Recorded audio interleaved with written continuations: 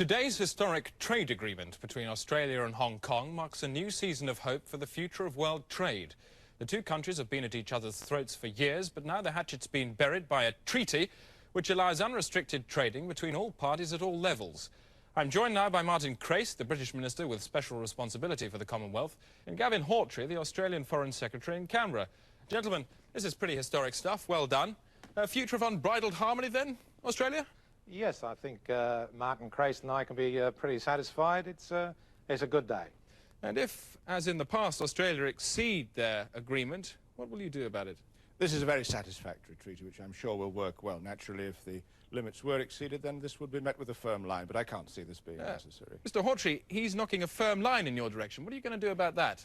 Well, in that case, we just reimpose sanctions as we did last year. Sanctions? Hang on a second. They've only just swallowed their sanctions and now they're burping them back up in your face. I think sanctions is rather premature talk. Certainly, if sanctions were imposed, we should have to retaliate with appropriate measures.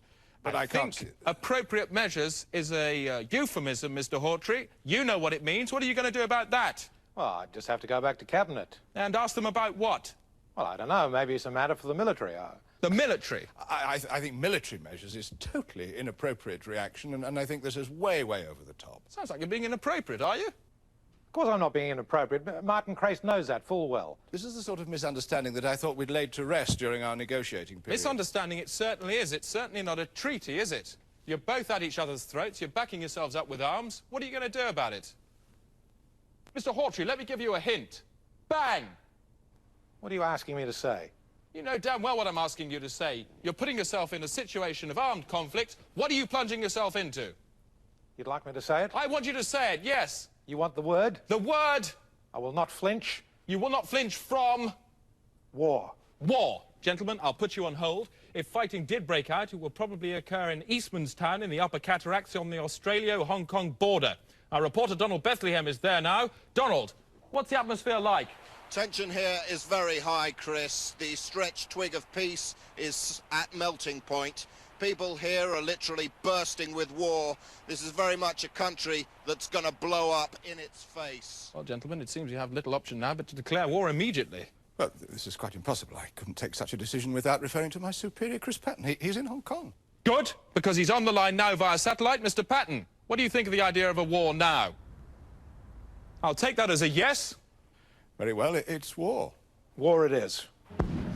That's it, Chris. It's war. War has broken out. This is a war. That's it. Yes, it's war. From now on, the Day Today will be providing the most immediate coverage of any war ever fought. On the front line and in your face, Donald Bethlehem. Standing by, Douglas Hurd. The Day Today smart bombs have nose-mounted cameras. This is Smart Bomb Stephen, and that is Susanna Gekkelois. I'll be reporting from inside the fight. Like some crazy Trojan. And keeping an eye on everything that's going on out there at the Day Today news pipe, Douglas Trox. Chris.